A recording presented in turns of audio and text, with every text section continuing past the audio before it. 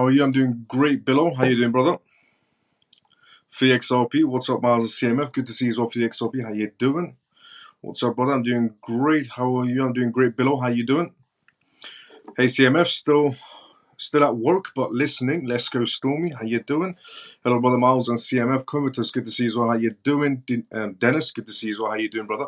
Thank you so much to everybody that's retweeting the live show right now on X. Let's go, CMF. Honestly, thanks so much to everybody that's... Dennis, thank you for retweeting the live show. Brother, I just transferred my ACH to Tangent. Too much fees on the Ethereum network. Yeah, any project on the Ethereum network, you should always be, looking out for those high-profile fees. That's a given on that one. Let me just put the iPhone charge as well.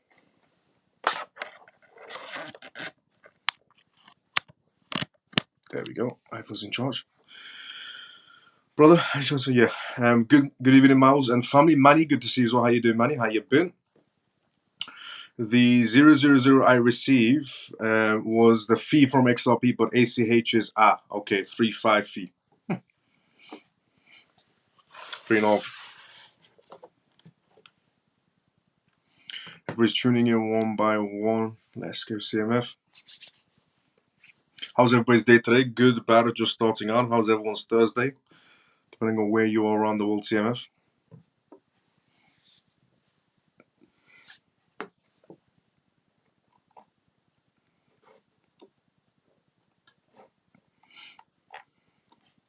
Also, today we have, as everyone tunes in, let me just say, today we have a lot of news to go through as well. So there's a lot of things happening to be going through. One of them, i.e. being the blockchain event that happened, the Paris blockchain event. So we got some more information out of it.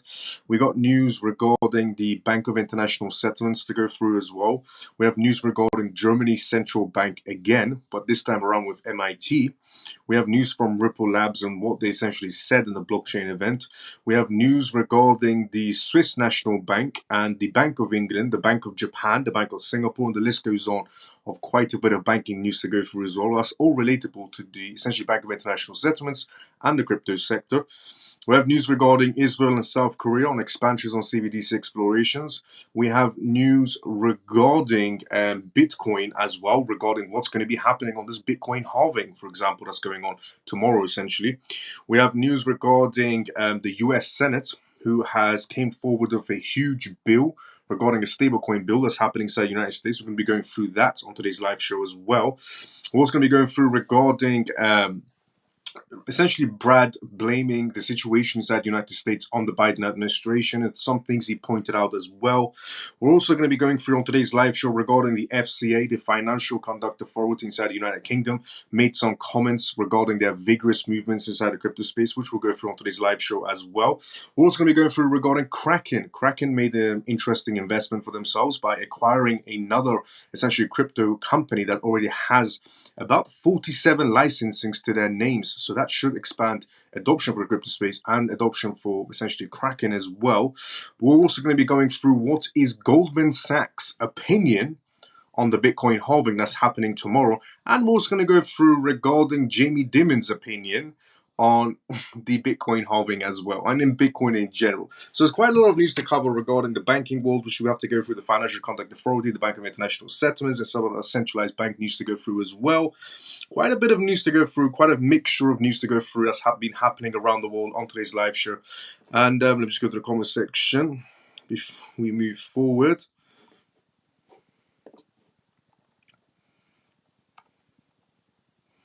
Here we go. The comment section says, morning, Miles and CMF. Shelly, good to see you as well. How you doing? Morning. Miles, just reminding you to put the Telegram link on the YouTube. Yes, I got to do that. Shelly, thank you so much for reminding me again. I'll definitely do that for today's live show. I attended that after I was live yesterday. I was never so proud of you. You're so smart. Thank you so much, Vibe, for the kind comments. Yeah, yesterday I did a X Spaces for the first time ever. I think it went well. In my opinion, it went well. But thank you so much as well, Vibe, for being so proud of me. Thank you for the kind words. Bilal, today again, the biggest crypto influencer in NL says the worst thing to do is to buy ADA, BTC, and XRP. Well, everybody's entitled to an opinion, but opinions are not correct and facts are facts. Always stick to the data. Your family is so lucky to have you. There is a safety in your in your lips. Thank you so much, Vibe, for the kind words. Honestly, hey Shelly, is what Billo said. Hyper Sniper, good to see you as well. How you doing? Good evening, Miles and family. Tall, good to see you as well. How you doing? Good evening, Miles and all CMF. Emon, good to see you as well. How you doing? Good evening, Professor Miles and the student CMF family. Let's go, Funky Brother. Good to see you as well. How you doing? Hi Miles and all CMF. JP, good to see you as well, brother. How you doing? Evening, Miles and CMF. Pierce, good to see you as well, brother. How you doing? Good evening, Miles and CMF. Freedom Forever, good to see you as well. How you doing? Hi Miles and all CMF. Addy, good to see you as well. How you doing, Addy? How you been? I was so happy he called out Elizabeth Warren. Yes, same. Evening, Miles and family. Good to see you as well. Ian, how you doing?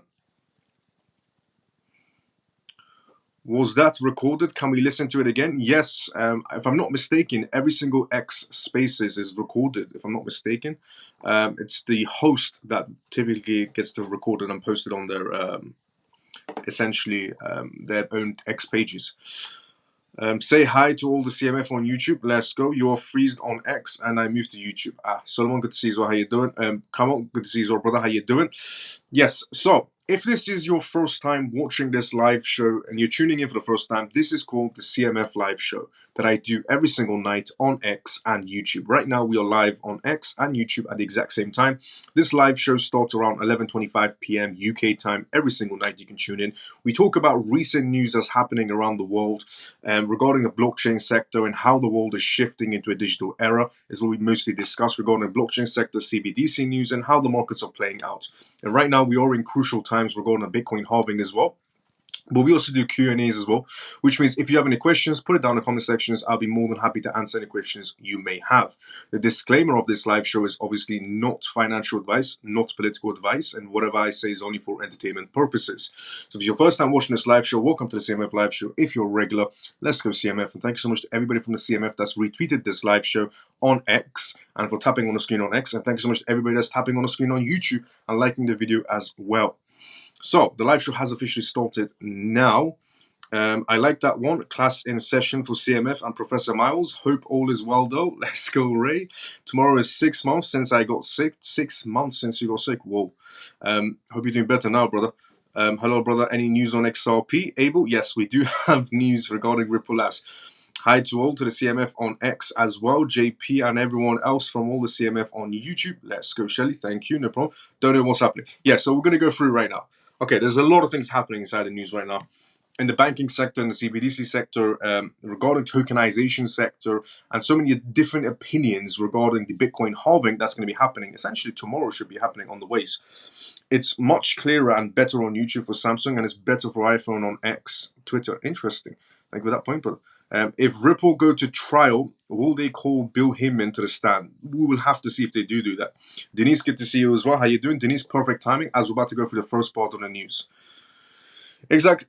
Is the XRP biggest project? Is XRP the biggest project regarding tokenization? Is one of the biggest, I would have to say, definitely, or other projects as well. Is one of the biggest, is what I would have to say. Now, regarding the first news to go from today's live show is regarding tokenizations. So perfect timing in your question as well below. So tokenized asset market could hit $16 trillion on public blockchains, Ripple's ex-VP says. Traditional finance TradeFi firms have warmed up to the idea of tokenizing financial assets on the public blockchain as the race towards blockchain-based tokenization heats up. According to Ripple X Senior Vice President Marcus Infiger, TradeFi players are finally bringing financial assets on chain as they look to deploy for production and solve pain points in various value. Speaking exclusively to Cointelegraph during Paris Blockchain Week, he goes on to say that TradeFi use of blockchain is finally becoming tangible. We're starting a paradigm shift for blockchain technology. Remember me saying to everybody 2024 is essentially when the world starts shifting into a digital era, is what I said in 2023, going into 2024. It's exactly the same thing that's been said by the senior vice president from Ripple, where he goes on to say, word for word, we're starting a paradigm shift for blockchain technology. moving beyond hype and into real utility. It's starting to unfold, is what he said. Tradify wants holistic blockchain solutions. The executive said that research estimates pin the future value of tokenized markets at $16 trillion, which is 8 times bigger than the total market capitalization of the entire crypto space. So they're saying it has a $16 trillion market space regarding tokenizations. It is a new avenue stream right now. A couple of years ago, many of us in this space were envisioning that it's getting closer to reality and it's happening on public blockchains. At some point, it looked like it would be happening only on JP Morgan Coin or IBM, but now it's on public blockchains.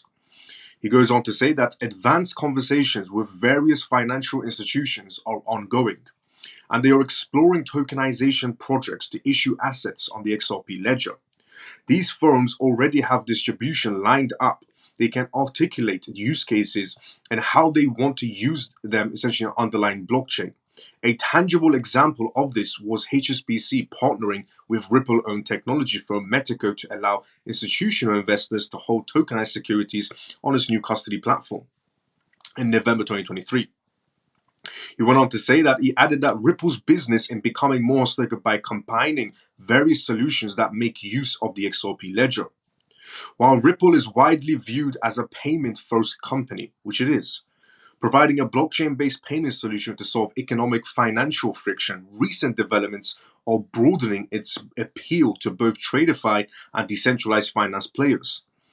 He went on to say, word for word, we have a custody arm, a payments arm, and our contributors to the XRP ledger. The combination is a historic digital asset infrastructure value proposition for traditional finance and developers who want to solve DeFi problems, he said. Ripple's stablecoin, Ripple's recently announced plans to issue its own United States dollar-pegged stablecoin on the XRP ledger and Ethereum, will be complemented essentially its offerings to institutions. Cointelegraph previously spoke to Ripple Chief Technology Officer David Schwartz about the details of the stablecoin. Now, regarding also what the Ripple X senior said, he went on further on to say, he added that further details to the impetus behind Ripple's stablecoin, highlighting that the stablecoin market could reach $2.8 trillion in 5 years, given that there are some $22 trillion that are off-chain. Right now, we're at $130 billion. So there's clear demand and there is essentially an expected trajectory of enormous growth. We're really still at the early days, is what he said. Regarding we're still at the early days, I agree. Regarding tokenizations, regarding utility in a sense, yes, we're still in the early stages as the world starts shifting into a digital era, without a doubt. I mean, the main purpose of cryptocurrencies, as I was saying yesterday, is essentially the utility part, which hasn't kicked in yet. So how can blockchain be old when the main purpose of blockchain hasn't been used yet, which is utility?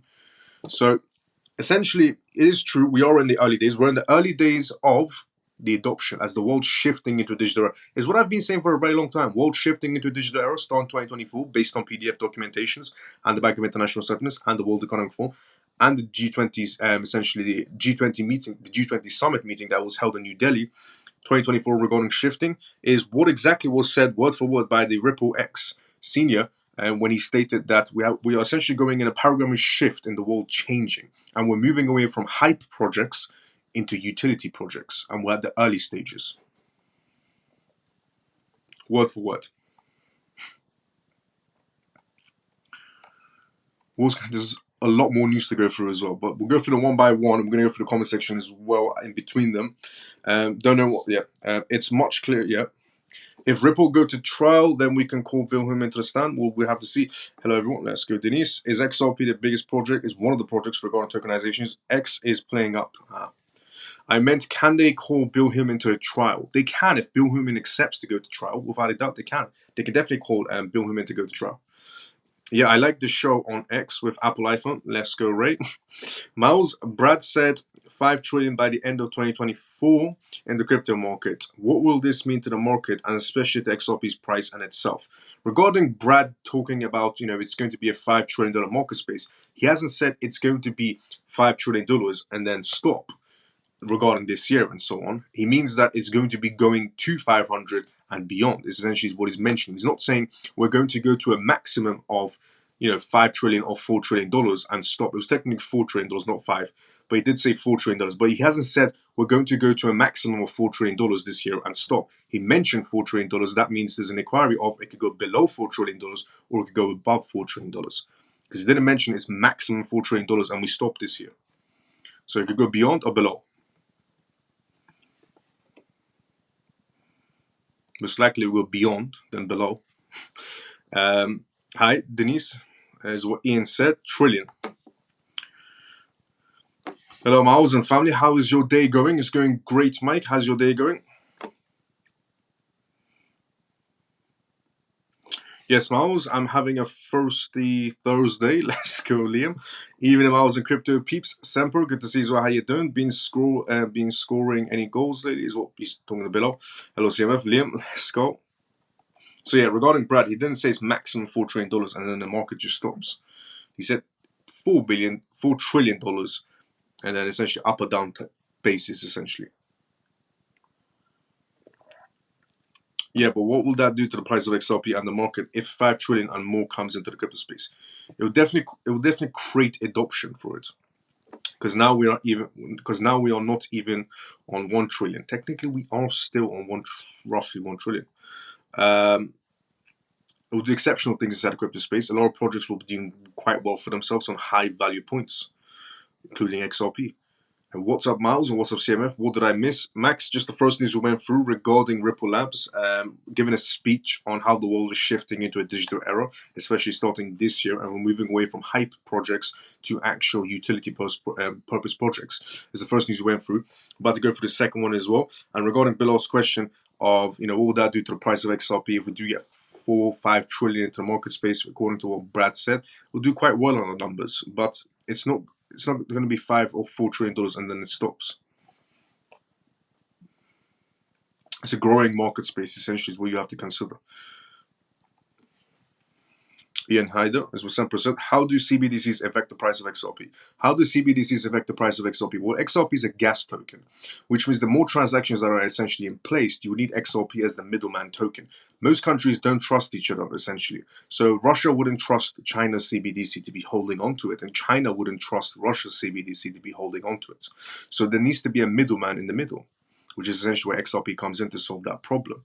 It's because every CBDC is controlled by the country who's issued by it. CBDCs are completely, they can be frozen, they can be seized. It's a programmable currency, CBDCs. And there's no trust between any country to be holding on to each other's CBDCs. Right now, other countries can hold the US dollar. Why? Because America's not going to freeze and seize their US dollars from them. But regarding CBDCs, if they try to hold another country's CBDC, it can be seized, it can be freezed, and the wallet can be blacklisted. But so there needs to be a middleman in terms of, a middleman in all of these CBDCs. Because they're all programmable CBDCs. And that middleman essentially becomes XRP, is where it's going to be a use case. But also it's because it's a gas token as well every time they do transactions. So there needs to be a middleman, is what it's trying to solve. Because no country will trust another country's CBDC. And this issue already arose once when China didn't want to hold anybody else's CBDC. You see, China and Russia were going back and forward, where China said, you hold some of our CBDCs, you hold some of our yuan CBDCs. Russia at the beginning said, sure. Towards the end, they said, no, maybe we won't do that. Because they realized on the idea that obviously you can seize and freeze and blacklist wallets. It's made by them. It's their CBDC. So there's no trust between any country whatsoever. And essentially XRP becomes the middleman trust. It's all political. Everything leads back to politics. Everything leads back to politics. Ian Hyder, let's go. How you doing, Miles? How was your day? It was great, Sam. How you doing? How you been? The fact that Brad said regarding 5 trillion minimum in 2024 will say is enough about XRP will start adoption and tokenizations this year. Let's go, Bill. Do you think XRP market cap can get to 1 trillion this year? Anything's possible with the right amount of adoption. So will CBDCs just destroy the US dollar? So will the CBDC destroy the US dollar? Yes and no. CBDCs are yes and no type of situation regarding destroying the US dollar. First of all, it's not possible to destroy the US dollar because there will just be a stable coin. There will be a US dollar stable coin, essentially, is what is in the boats right now, in the works, let's say. So The idea, I mean, right now, even inside a crypto market, what is dominating the crypto market in terms of a stablecoin? The US dollar. Even in a crypto world, a blockchain world, for example, in the blockchain space, what stablecoin is dominating the space? The US dollar. So without the United States even being in the market space, the US dollar is already dominating a market space that the US hasn't even entered into yet, with essentially creating their own stablecoin. Now remember, every country will be creating a stablecoin for the markets and also a CBDC, retail and wholesale, for their own citizens. Now the stablecoin is going to be the one that's going to be used on the markets essentially, and which isn't supposed to be programmable. So keep that in mind. So no, and regarding destroying the US dollar, it's a yes or no type of situation. CBDCs won't destroy it because we still have a stablecoin US dollar that's already dominating market space, and we will dominate it as we go along.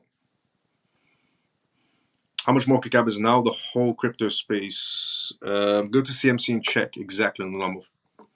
Hopes. So if you let cash disappear, you hand over responsibility to your government. If you let cash, good point. Which is true as well. If you let cash disappear, you hand over responsibility to your government, which is true. But that's essentially what's happening, and there's no stopping it. The only thing you can do is adapt and move on. Holding on to memories is, essentially what the fiat currency is going to become. Is not a good thing. But it's nothing that we can stop, and it's just about adapting and moving forward. Hello, Miles and CMF. Lena, good to see you as well. How you doing? Do you think any country's CBDC will come out this year? Do I think any country's CBDC will come out this year? Well, we have, China's CBDC. We have the Bahamas, essentially Bahamas CBDC coming out. We have Jamaica's CBDC already. We have Nigeria's CBDC already. We already have India's CBDC. They're just expanding a little bit on it.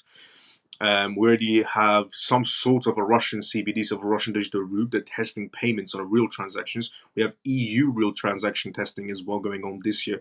But essentially, all you have to remember is, there's quite a lot of CBDCs on the marketplace right now, in small amounts or in large amounts, depending on the country itself.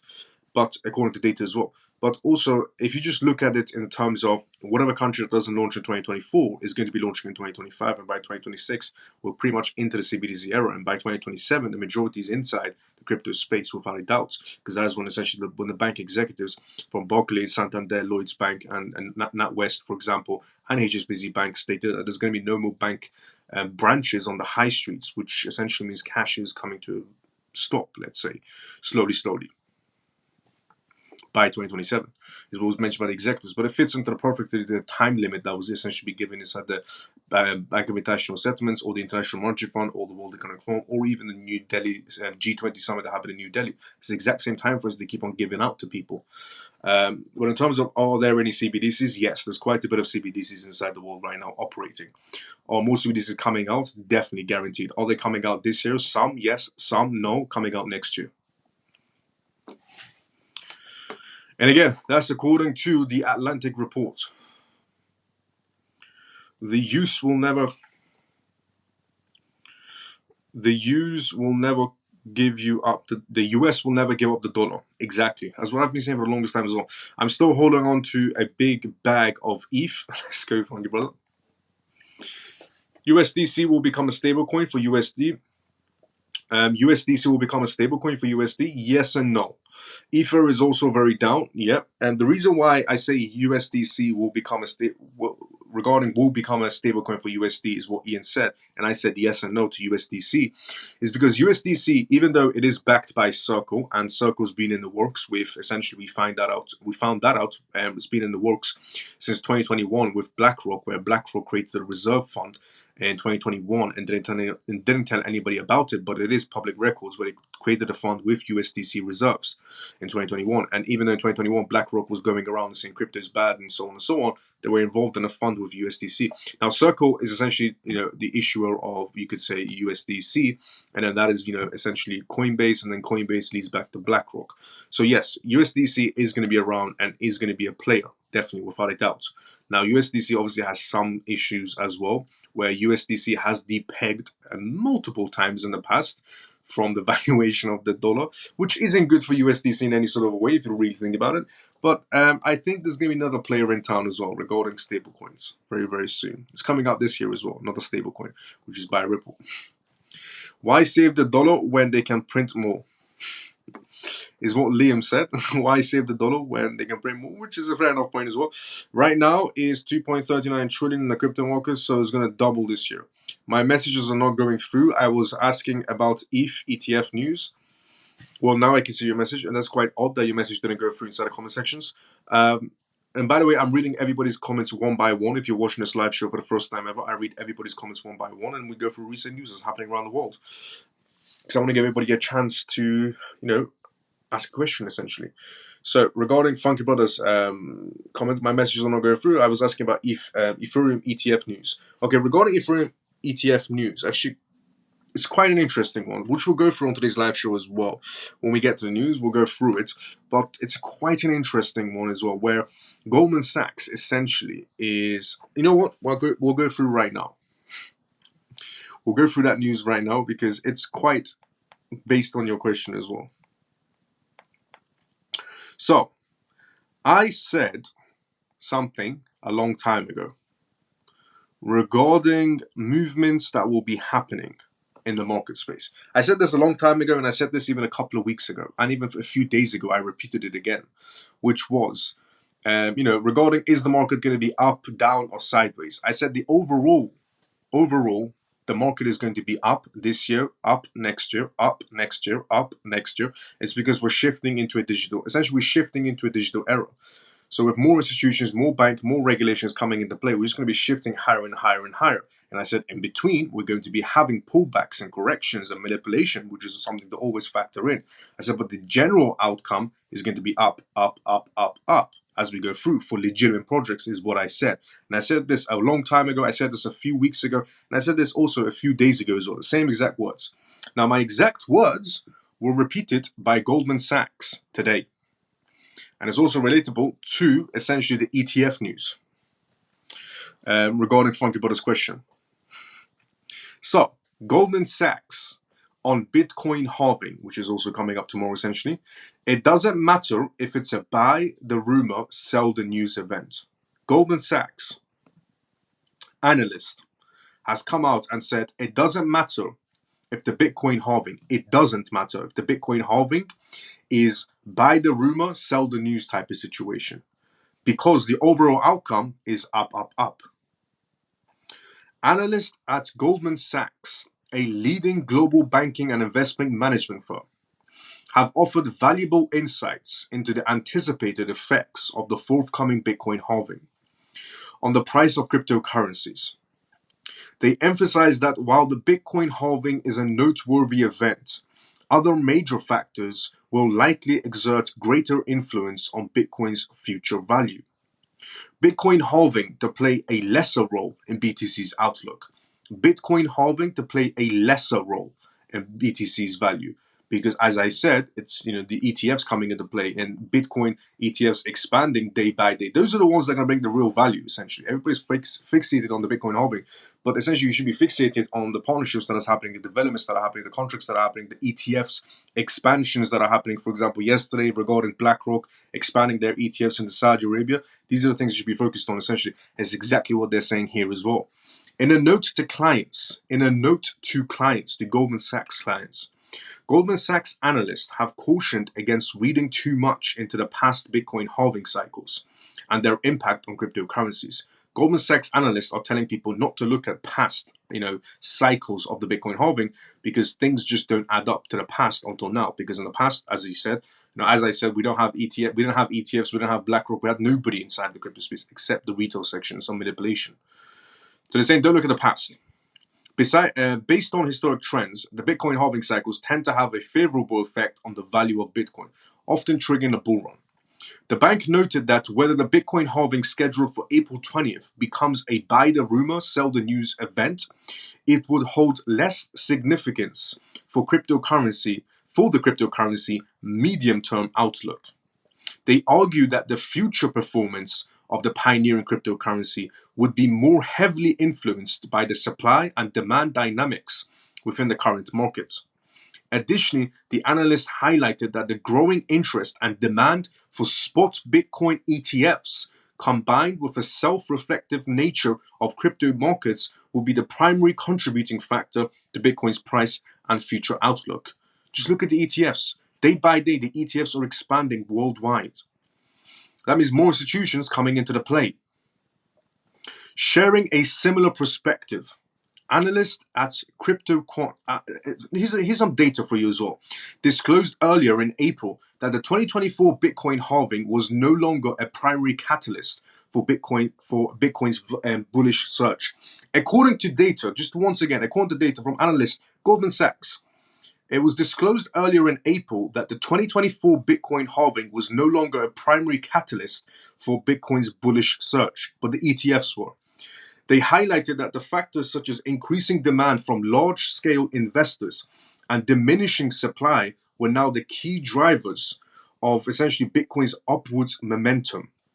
Analysts warn of the microeconomics influence on new halving cycle. Analysts at Goldman Sachs have predicted that the microeconomics factors such as inflation could have a significant influence on the upcoming Bitcoin halving events. Cautions should be taken against essentially the past cycles and the impacts of the halvings, given the respective prevailing macro conditions, Goldman Sachs analysts noted. Unlike previous halving cycles, the present economic conditions display high inflationary pressures and interest rates, which could cause the 2024 Bitcoin halving cycle to diverge from historic patterns. In other words, the analysts have suggested that for Bitcoin's historic halving bull runs to occur, micro conditions need to be supportive of investor risk takings. Currently, the United States faces challenges with high inflation, while the interest rate stands above 5%, roughly. These conditions may exert pressure on Bitcoin's market dynamics. However, despite the prevailing circumstances, many see the digital currency as a formidable, essentially inflation hedge and a beacon of hope against escalating inflationary pressures. So, the exact words I've been saying for the beginning, since the ending of last year, since the beginning of this year, and a few months back and a few weeks back, and even yesterday, I repeated the exact words. Today, my exact words came from Goldman Sachs analyst. My exact words are regarding we should be looking at essentially the BTC ETFs. As I said, Saudi Arabia has just made a partnership situation with Bitcoin with BlackRock regarding expansions of ETFs. We have Hong Kong coming into expansions of ETFs on regarding Bitcoin. Brazil expanding on ETFs. We have India expanding on ETFs, and these are BlackRock ETFs, by the way. We also have BlackRock a few days ago announcing multiple partnerships of opening those, and one of them was Goldman Sachs regarding Bitcoin ETFs. So, as I said previously, in general, the same thing I just said was repeated by Goldman Sachs, but as I said as well, in general, up, down, or sideways, in general, okay, we're going to be going up this year. We're going to be going up next year. We're going to be going up the year after that, up the year after that, up the year after that, on legitimate projects, okay? And we're going to go through pullbacks. We're going to go through corrections. We're going to go through manipulation. We're going to go through some political issues, which is all the things to counter in. But the general outcome is up, up, up, is the exact words that were repeated by Goldman Sachs. What was said by Goldman Sachs analysts, which is the exact words I've been saying for the longest time.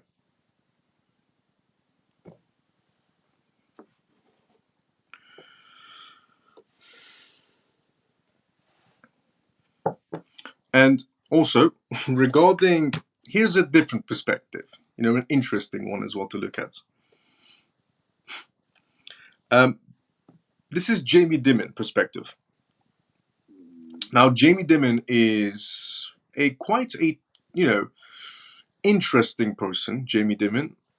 So this is what he said. So Goldman Sachs is giving this profound, outcome with their analyst, giving a note to their clients of what's going to be happening and so on inside the crypto markets. But then now this is Jamie Dimon.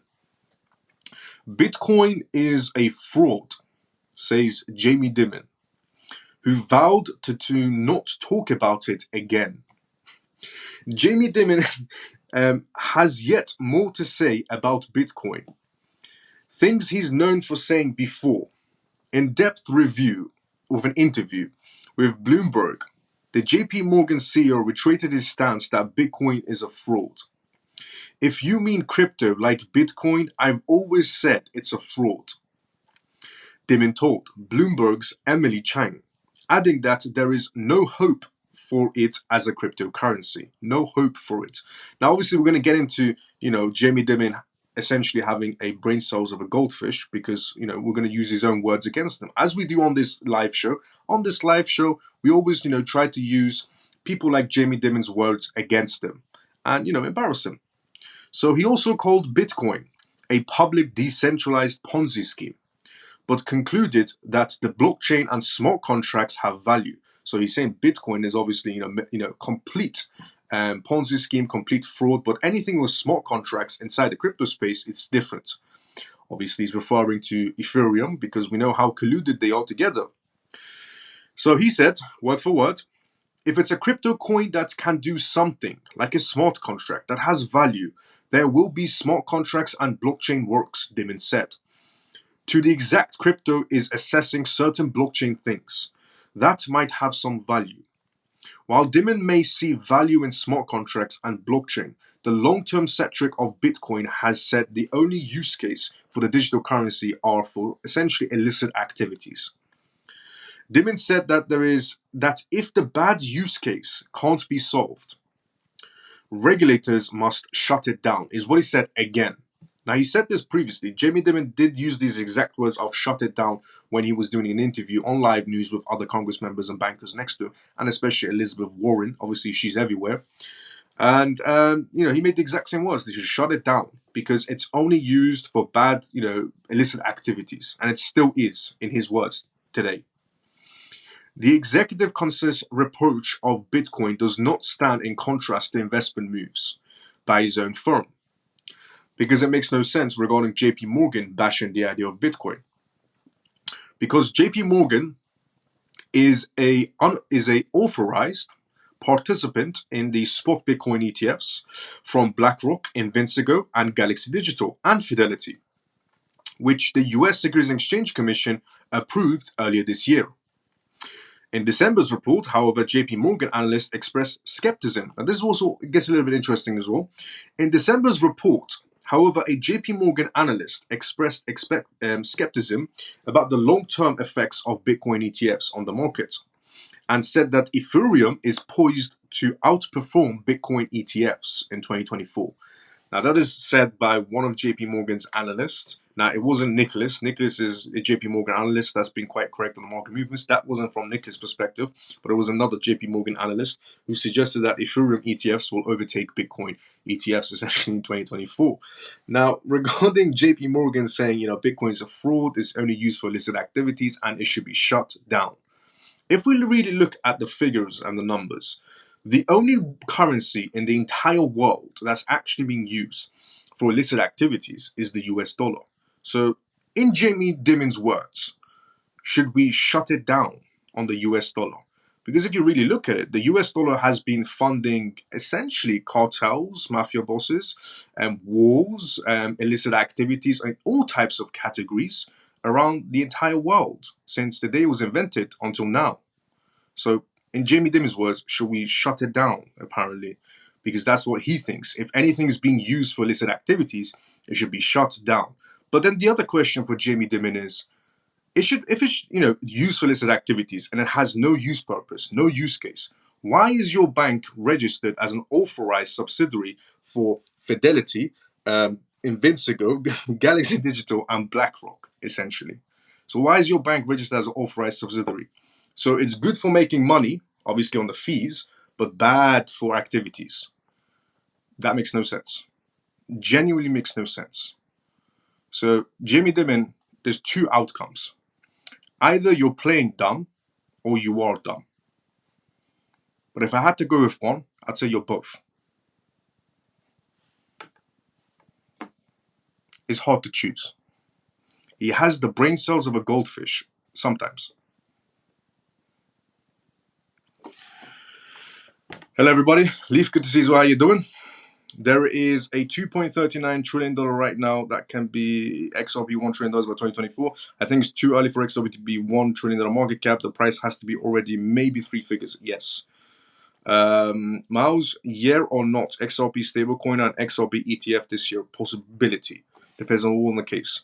USA pound euro will be around 1 for 1, then crash the economy and save you with CBDCs. Possibility.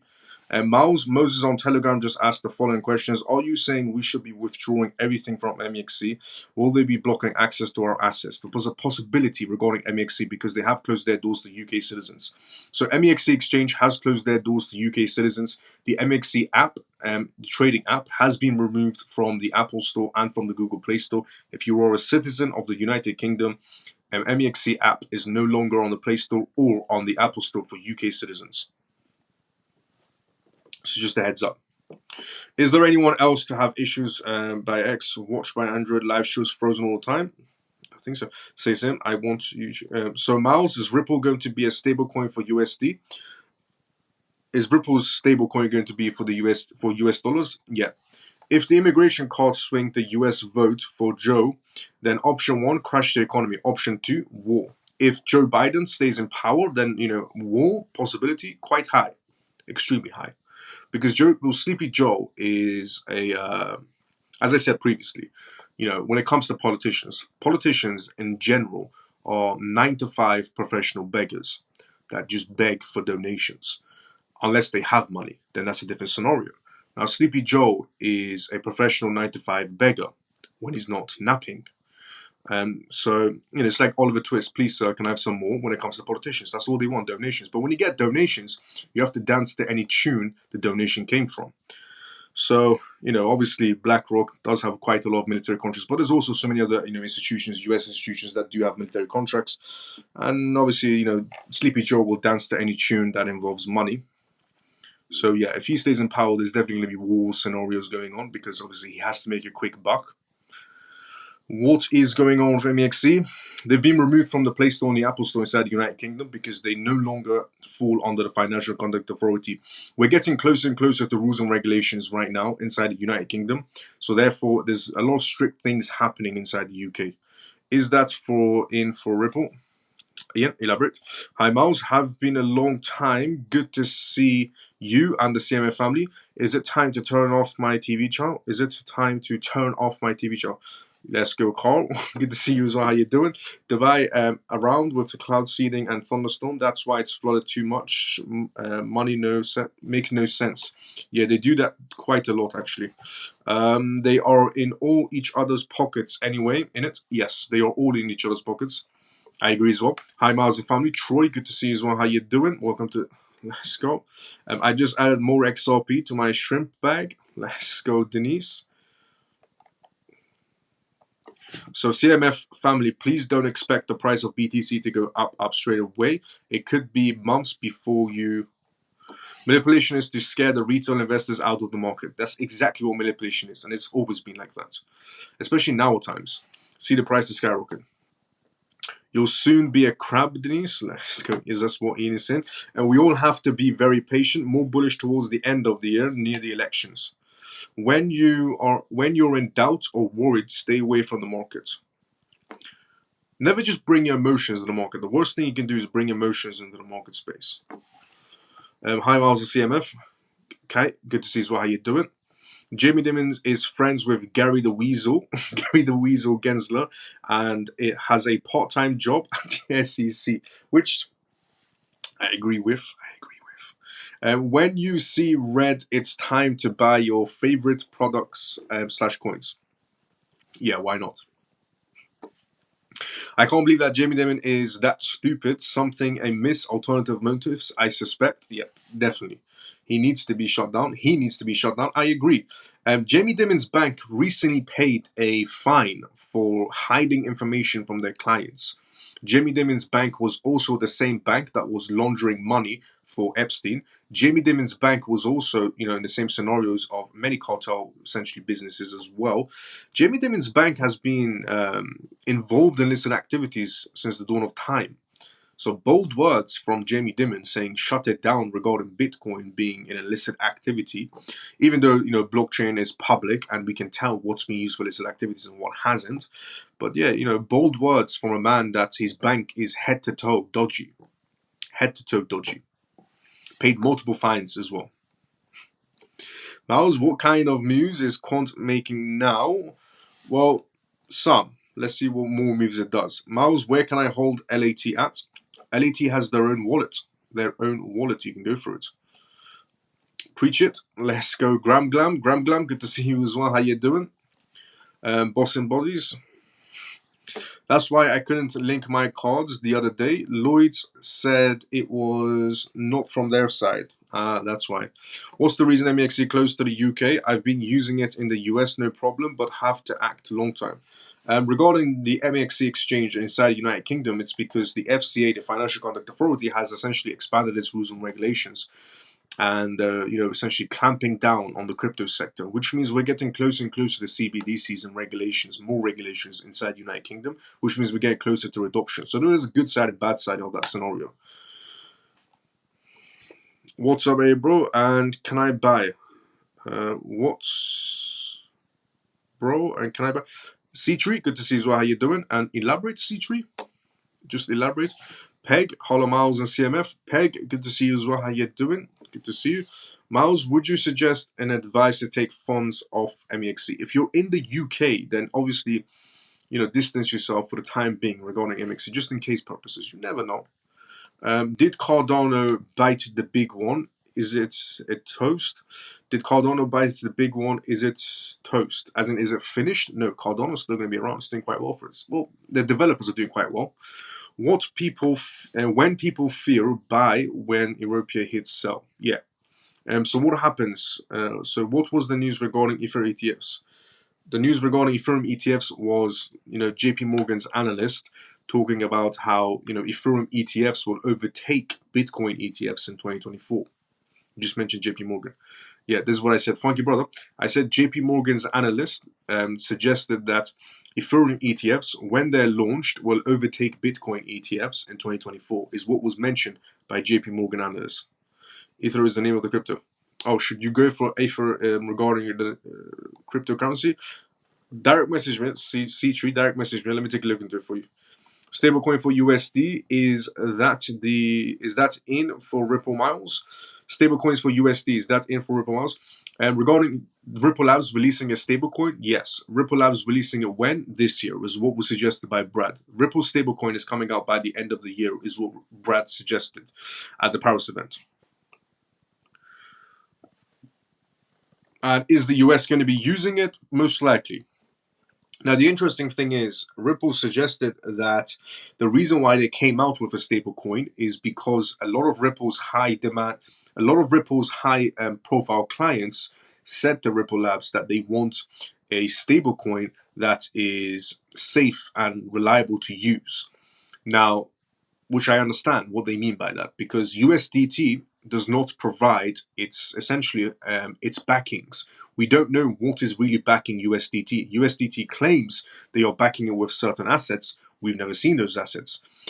The only thing that we do know is one random person who sells US bonds inside the United States, the 25th person that sells US bonds inside the United States, once came out and said, USDT holds US bonds. I've seen it, is what this man said. This man is the 25th person that sells US bonds. And, not taking any credibility away from this man, who is the 25th person inside the United States that sells US bonds, with him stating, I know USDT has backings because I sell them US bonds. Preferably, we don't care, and taking no credibility away from him. He might be the one, selling them US bonds. But why can't we just see the US bonds? Why can't we just see what's actually backing USDT? Why do we need a stranger from the United States, who's the 25th person that sells US bonds, to randomly came out, and say, I've seen it, they're holding backings? Brilliant. Can we see it also? Would be another great question to ask USDT. So you can see why, Ripple's high-profile clients are not seeing a stable coin inside the market space that they could use preferably in a safe way. And then you have the other issue, which is USDC. USDC has depegged before in the past, which raises concerns. Now, Ripple said they're going to come in and do something quite interesting. They said every month they're going to show full transparency. They said every month we will show full transparency on essentially what we're holding, on backing our assets, which is something that USDT has struggled to do since day one. And, pegging to the US dollar, I think they'll keep that pegged. It's Ripple Labs. pegging to the US dollar, I don't think it's ever going to depeg from the US dollar, unlike USDC. So I can understand, Ripple's high-profile clients coming to Ripple Labs and saying, you should create a stablecoin. We really need it because we have USDT, which we don't know what's backing it, and USDC has depegged multiple times in the past. So we need another third outcome. So you can understand where they're coming from. Ripple's high-profile clients telling them to come out of a stablecoin. What do you think of it? Is the change more of a final judgment than a settlement? Let's see how it goes regarding that. Mouse, why do XRP Ledger need Ethereum for stablecoin? Why did the XRP Ledger need Ethereum for a stablecoin? They don't need it, but it's good as an adoption rate. So a lot of people are taking a mockery out of this. And there's a lot of people inside the crypto space right now saying, why is Ripple Labs releasing a stablecoin on Ethereum? That makes no sense. Ha ha ha. I've seen the videos of a lot of people creating these videos of why they're releasing on the Ethereum network. It makes no sense. Is it because the XRP ledger has no adoption and Ethereum has all the adoption? Yeah, but it also the retail section, but it also creates adoption is what the answer is. See, this is how business works. Okay, essentially, somewhere down the line, they're going to be also creating they're going to be creating the Ripple stablecoin on AVAX's chain. They're also going to be creating it on Cardano's chain, and they're going to be creating it on Solana's chain. They're going to be creating it on multiple other chains, essentially. That's how you get everybody else's business, essentially, is how you do it. They're coming into the game of essentially stablecoins to dominate the space. And if you want to dominate the space, you need to shake a few hands, you need to expand your business. It's just how it works in business, essentially, is what they're trying to do. It's a business tactic. And a lot of people that are making these funny videos and going, oh, well, the only reason they're doing it on Ethereum is because, if this Ethereum is better than them, or so on and so on and so on. They don't understand that it's actually a business tactic to expand adoption to the XRP ledger as well, because those users will be coming through the essentially Ethereum network into the XRP ledger. There's going to be users that are most likely going to come from the AVAX network to the XRP ledger, and so on and so on and so on. And it creates adoption slowly from the retail section, especially on the XRP ledger, where it's connecting to everybody around it, which is essentially what David Schwartz wanted, for the XRP ledger to become the Google of the blockchain space, where everything connects to it. And that's exactly what they're doing. And people don't see that, and instead they see it as, oh, well, they're going on Ethereum. Yes, but they're also on the XRP ledger. And somewhere down the line, they're going to be on AVAX. They're going to be on other chains as well. That is how you dominate every space. It's called business, one-on-one lesson.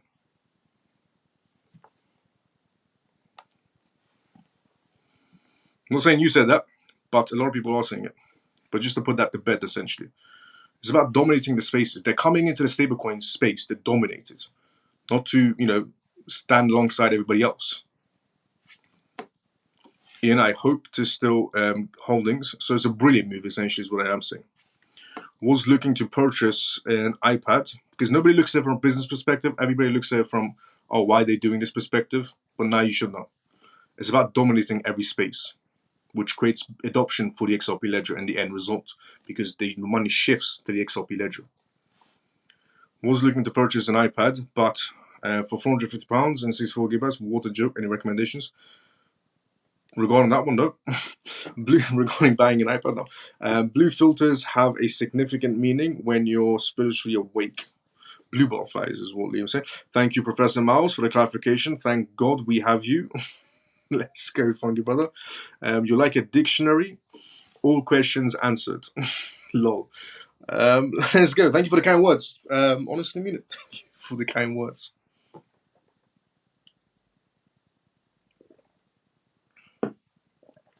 Now, to also go through some other news as well. There's actually a lot of CBDC and banking news going on as well to go through. For example, we'll go through the German and MIT news. MIT and the German Central Bank collaborate on CBDC privacy research. MIT and the German Central Bank are embarking on a new project to conduct research into the privacy aspects of a central bank digital currency, CBDC.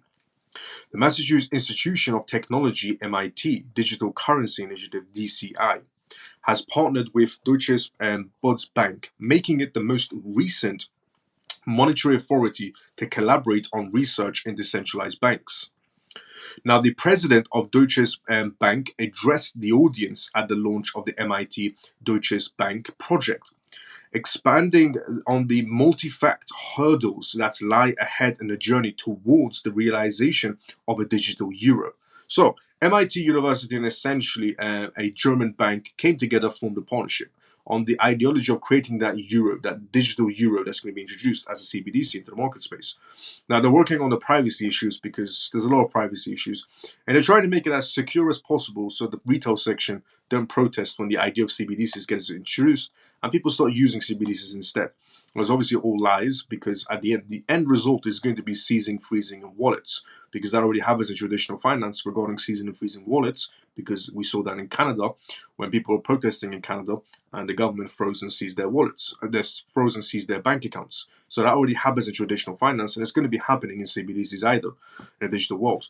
So, but they're trying to, calm everybody down and saying we're doing a research of MIT University, we're going forward with it, we're going to solve the privacy issues of the digital euro. Now, they informed MIT that the collaborative research will prioritize the developments of security and privacy measures for a CBDC. Third-party services frequently rely on private digital payment solutions, granting them access to consumers' payment data, which may be utilized for commercial purposes. In contrast, a digital euro would offer the highest possible level of privacy. The euro system will not have access to digital euro users' personal information. Consumers would gain more control over their data. So essentially, the EU is claiming that the euro system would not have access to digital euro users' personal information. So nobody will have access to your personal information if you're using a CBDC, which is ironic because what was discussed inside the World Economic Forum by the Dutch princess essentially was that she was working with the Bill Gates Melinda Foundation for over 10 years, creating CBDC wallets that attach themselves to social credit systems. What was essentially the words the Dutch princess essentially used inside the World Economic Forum regarding how she's worked with the Bill Gates Melinda Foundation for over 10 years now, building a CBDC wallet that attaches itself essentially to those social credit systems. And then we have the EU claiming that essentially the euro system would not have access to your digital user in any sort of way. Your data is private. So why is Bill Gates Melinda Foundation, a Dutch princess, over 10 years working on a CBDC wallet that connects to a social credit system is a question that should be asked. Now, when they went on to say that the current payment systems does not work well. This is what they said.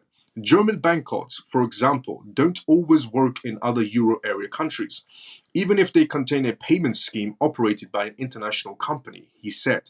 Essentially, he said that your German bank cards don't work outside of Germany in other EU countries, and that's an issue, and CBDCs would solve this issue. It's a very minuscule issue, but as digitalization increases, the euro system is considering a digital product that complements our analog product cash. He specified that and mentioned that the digital euro, through alternatives like the United States Federal Reserve's FedNow service, launched in July, also emerged. While FedNow has faced significant criticism, CBDCs have encountered even greater opposition, particularly concerning privacy issues and potential impacts on the banking sector.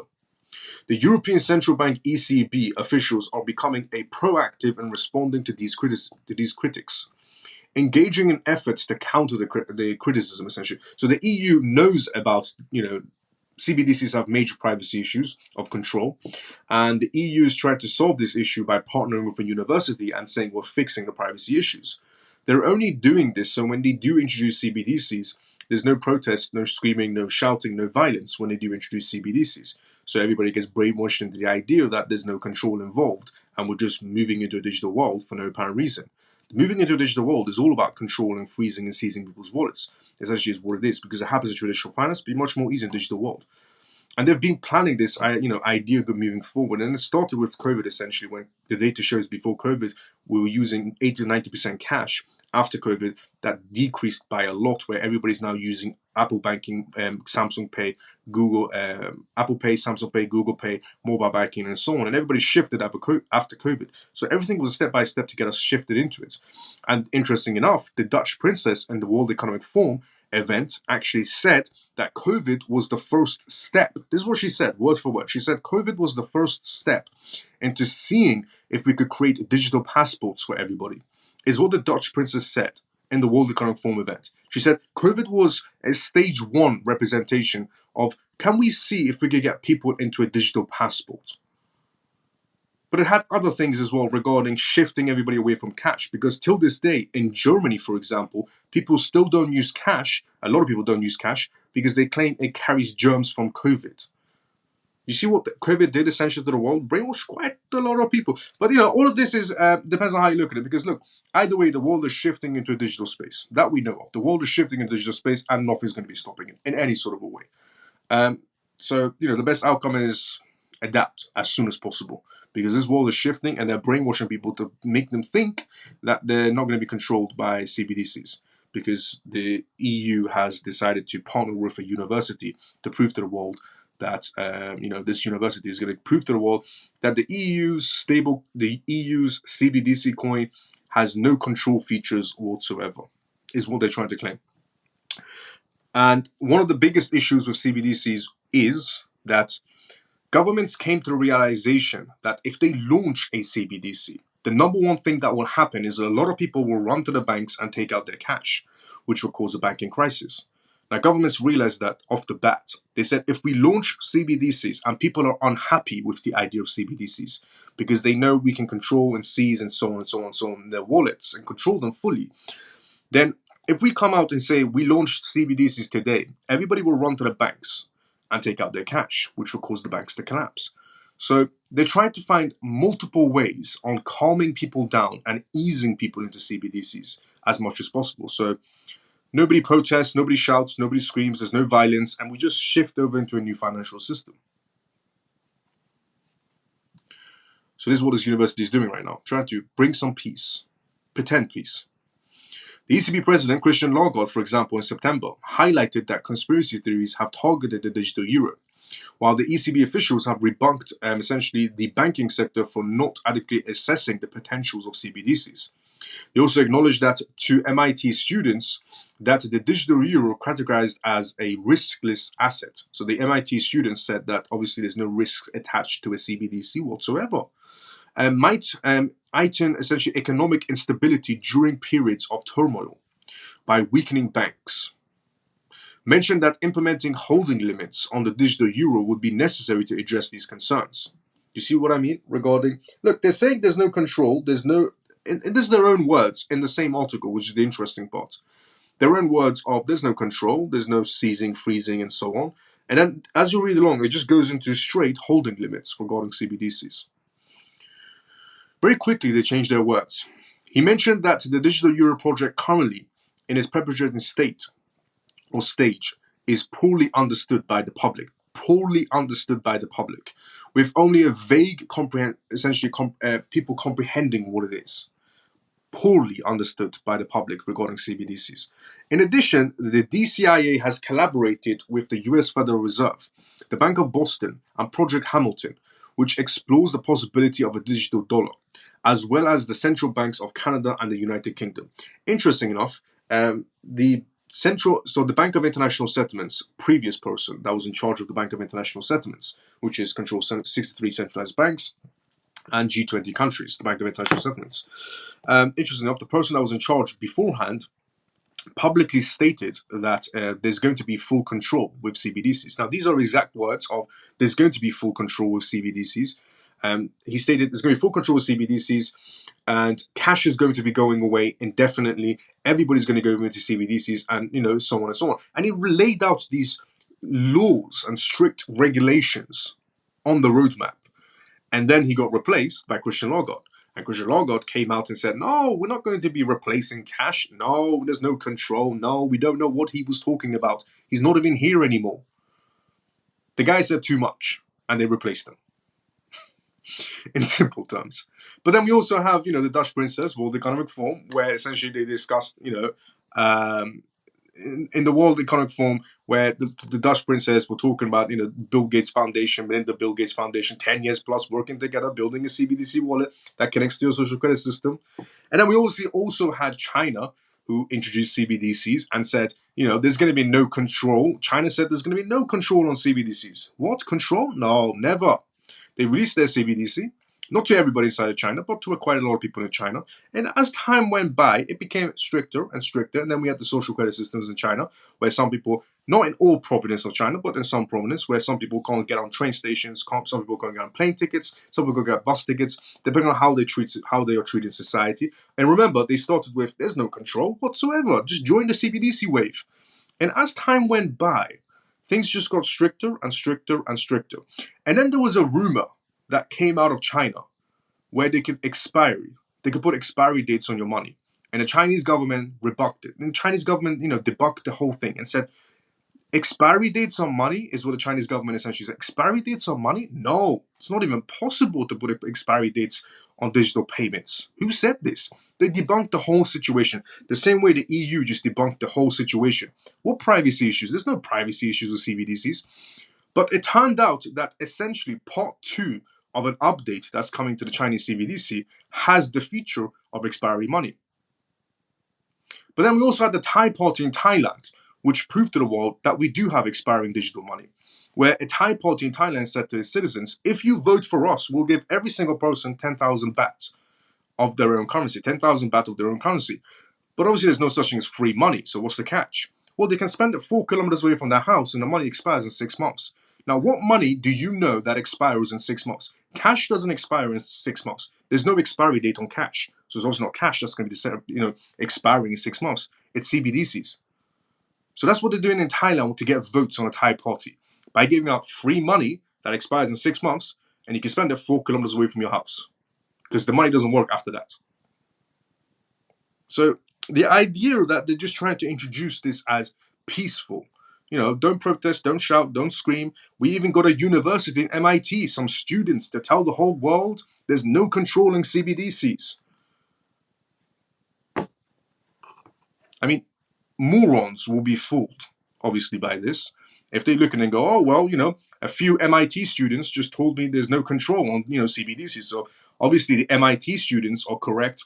Nobody's going to control me because it's not like they control you in traditional finance. It's not like people protested in Canada and their wallets was essentially their bank accounts were freezed and seized in Canada for protesting. It's not like it happens in traditional finance. That happened in digital finance? No, that's crazy talk.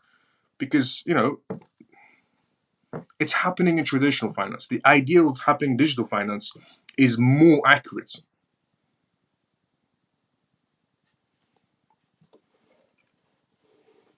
So, yeah, they're trying to calm everybody down right now by getting a few MIT students to tell the whole of the EU, don't worry, no privacy issues. Control? No, never. At all.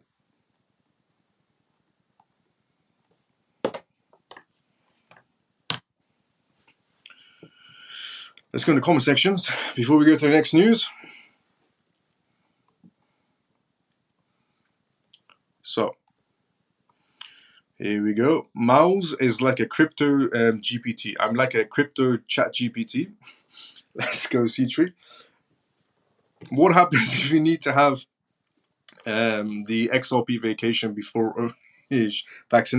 the ownership? What happens if you need to have the XRP vaccination before the ownership? Well, then it comes to a personal choice, essentially. What is your background, Miles? How are you so well informed? What is my background? My background is in business, finance, tech, law, and cybersecurity.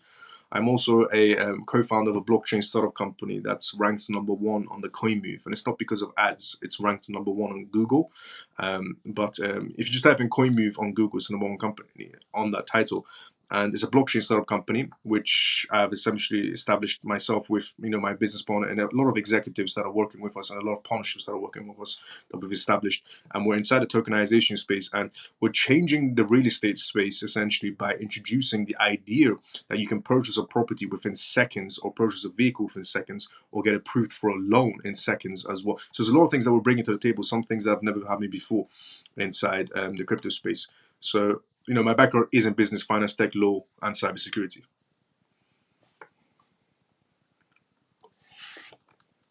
It's a takeover, pretty much. It's probably backed the same way the US dollar backed by thin air. Miles is not a real human. He's a very advanced robot. Miles is back from the future. Let's go, funny brother. Is it true that Michael Saylor will be adding Bruce Lee token to its holdings? I'm not really sure about that one regarding Michael Saylor adding Bruce Lee tokens to his portfolio. You have to go to your GP surgery and ask for an out form so they don't sell your medical records data. Yes, that's true. Just saying, yes, that's true. Let's go, Liam. Banks work on fractional banking reserves. That's true as well. Cash is pretty much, yep, true. That's why they have fluoride in the woods. Classic, let's go. World War II started 20 years ago. That's 3. Let's go, Ian. Miles, only a few people like you who read between the lines. Well done. Only a few people like me can read between the lines. Well done. Thank you so much, Frankie, for the kind words. Let's go. Give your children to Caesar and they will become.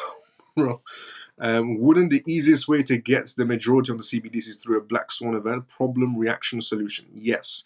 The easiest way would be through problem, reaction, solution. But then there's the idea of once people realize, they'll start screaming, shouting, and so on.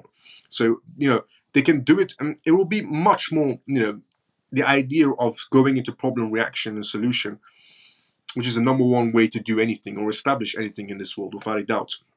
But it's the idea that even if they do that, later on, people might come to the realization of what's really happened. But they're trying to do it in a way where even later on, after they introduce a problem and then a solution straight after, that even later on, people still don't come to the realization. Even if they do, it's too late, where the control is at its max, is what they're trying to do. So there can be no protesting, no screaming, no shouting when it's at its max level. So they don't want to do, a problem, introduce a solution, which is the CBDC solving the issue, essentially. And then people a little bit after that come to realization of, oh no, what we have done, and then they start protesting, screaming, shouting. So they want to get to a stage where people are brainwashed and distracted fully, even through a black swan event type of scenario, and going through it. And by the time people realize, after all the distractions are done, it's pretty much too late, and the control is there. So there's no screaming, shouting, and so on. But they're trying multiple ways. They're trying to ease people into it as well. Planet of the Apes is we are all Caesar.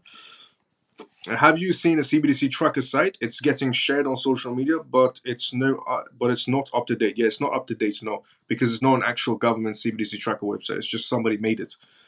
They won't be able to gradually go to CBDCs as well as everyone go to take their money out of the banks, sending them on a downward spiral, wouldn't it? Yes. Okay, regarding Shelly's question, which is a perfect question.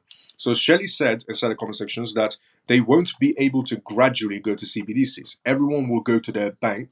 Everyone will go to their bank to take out their money, which will send the banks spiraling downwards, which is true.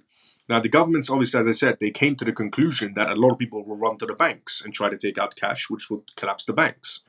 So the government came to the solution of the closer they get to CBDCs, the more they will start restricting you from getting cash from the bank. Anybody realized recently that a lot of people are struggling to get cash out of the banks? A lot of people, starting a while ago, are struggling, until now, going through this year as well, are struggling to get cash out of the banks. They're already simmering you in of restricting cash usage. When you go to the bank and say, well, can I have $2,000? Oh, sorry, sir, or sorry, ma'am, maybe come back next week or so on. And, some banks will give it to you, and some banks are slowly restricting your access to cash. So they're trying to ease you in on that restriction. And when the time period comes around and you decide to go to the bank, they're actually going to deny you on your cash. It's because they discussed this in the Bank of England. So the Bank of England came to the idea of when they do release CBDCs, this is what the Bank of England's governor said essentially. They said when we do release CBDCs, we have to put a limit on how much people can take out cash, is what the Bank of England said. The Bank of England came to the conclusion that £3,000 should be the max limit somebody could take out cash. They said when we release CBDCs, the max you can take out money from your own bank account in the UK is £3,000. So that doesn't collapse the banking systems. Now, that could be introduced also in other G20 countries, because remember, they all signed the same declaration in the G20 summit, which will stop the collapse of the banks, essentially, where they start limiting people. But they've already started restricting people. And it's an indication of how close you are to CBDCs. The more they restrict you to a bank, onto your own cash, is the closer you're getting to a CBDC. These are all indications. The more banks that close are indications of how closer we are to CBDCs. The more cash points that disappear that once were there is an indication of how close you are getting to CBDCs. The stricter the exchanges, the crypto exchanges become, is an indication of how closer your jurisdiction is to CBDCs. These are all indications of how close we are. Even amounts and CMF, and they tell people, you can use cash alongside CBDCs. Obviously, they tell people all the time, you can use cash alongside CBDCs, is what Christian Lagarde says. But before Christian Lagarde, the same man that said too much stuff, and they replaced him with Christian Lagarde essentially, he said that no, cash will not be around, only CBDCs. Now, obviously, they replaced him. Christian Lagarde came out and said, no, we don't know what he meant, but what he actually meant to say was cash will be used alongside CBDCs, obviously.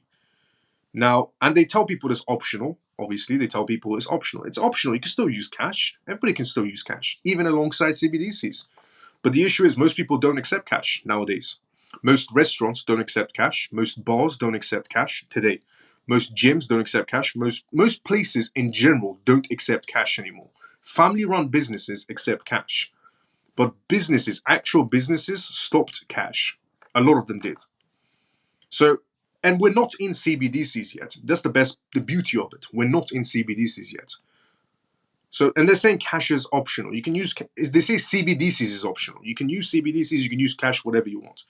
And they're already restricting us from every angle, where we can't spend our cash. There's a lot of banks closing. There's a lot of ATMs closing. We can't take out our cash out of the bank. So they're restricting us in every angle they possibly can. And then we're going to be going into essentially CBDCs get released. So CBDCs get released and you still have cash. And the government tells you it's optional. You can still use cash. Don't worry about it. But it's not going to be optional when you go to a restaurant. They say, sorry, no cash. Bar, sorry, no cash. Gym, sorry, no cash. Here, there, everywhere. Sorry, no cash. So is it optional or is it the illusion of optional? Because they've already started, sorry, no cash. And we're not in CBDCs yet. Imagine when we go to CBDCs. A lot more places will be saying, sorry, no cash. So how is it really optional? It's the illusion of options.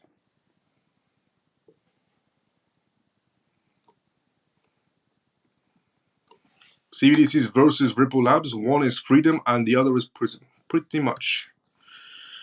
Ripple is quant making moves now. Mouse is quant making moves now. Slight moves. And is there a possibility of a partnership with Ripple? Regarding CoinMove, my company, a partnership with Ripple, definitely on board always regarding that. It's on the table.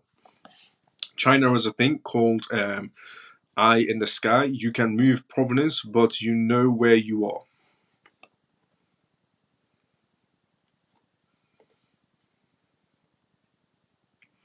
I put a pic of LAT's wallet in Telegram Mouse for those who want it. Thank you so much, Shelly, for that. I think I will not buy XDC anymore. I have now only XRP, XM, and ACH. Good enough, or is XDC too important not to buy? XDC is very important as well. XDC has an amazing future ahead of itself. There is no German in the skies. They will dangle the carrot in front of the donkeys by bending it softly. The main thing is basically to become your own banker and business owner.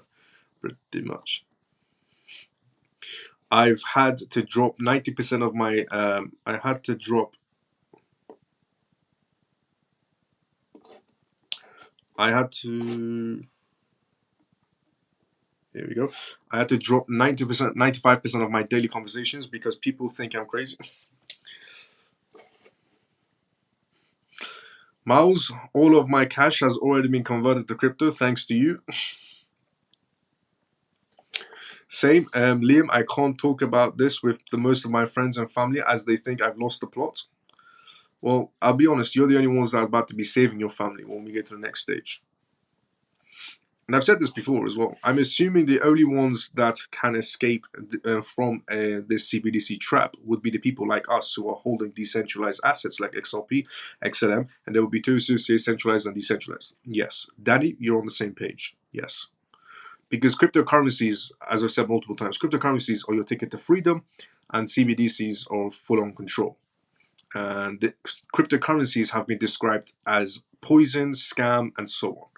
And in reality, they're actually a ticket to freedom, because you if you have Bitcoin, Ethereum, XRP, XLM, XDC, whatever on the sidelines, and then we go into a CBDC scenario, which is 2024, 2027, and the government tells you essentially, jump, sit here, sit there, do this, do that, can't go here, can't go there, and if your life is on CBDCs, then your entire life is going to be yes sir, yes ma'am.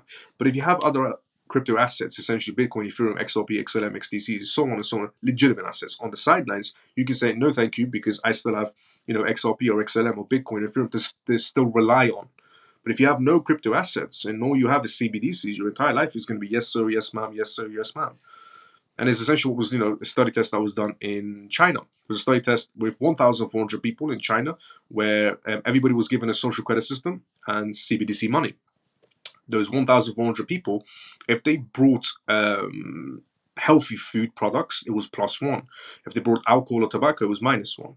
And the 1,400 people in China that did this, that essentially did this study test, loved the idea of being controlled, of where to sit, where to stand, where to eat, where to not go, and so on and so on. And they loved the idea of being controlled fully.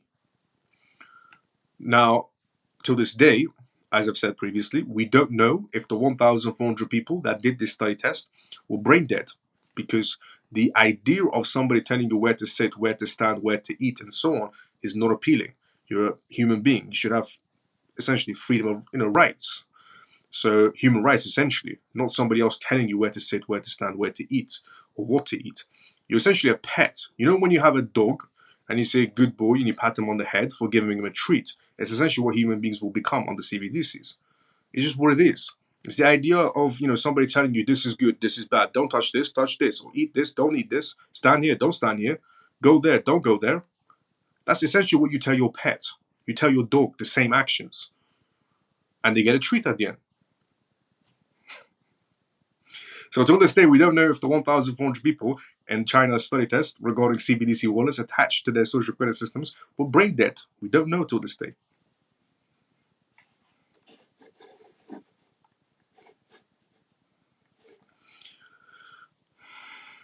My family and friends think I'm joined into a cult group and have gone delulu. Yeah, I mean, I said this last week. I had to book a week in advance for a small 6K. I mean, just in the comment sections. I mean, for example, Imon, he's inside the comment sections. He had to book in advance he had to book in a week in advance to get 6 grand from his bank account. 6 grand in cash of his own money from his own bank. He had to book it in advance, 1 week in advance. And some people still go in for their appointments and they're still rejected. That's the best part as well.